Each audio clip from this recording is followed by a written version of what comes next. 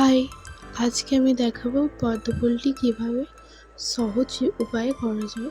তো প্রথমে আমি একটা লাইন ড্র করে নেব, তারপরে 3টে লাইনে আমি রিভাইজ করে নেব। নিচের লাইনটাই আমি ইউ শেপ দিয়ে নেব। প্রথম দিকে আমি সেন্টারের দিকে যাব। তো প্রথম যে লাইনটা ড্র করেছিলাম ওখান দিয়ে আমরা একটা পাপড়ি করে নেব। দ্বিতীয় যে লাইনটা করেছিলাম ওখান দিয়ে আমরা সেম প্রসেস একটা পাপড়ি করে নেব।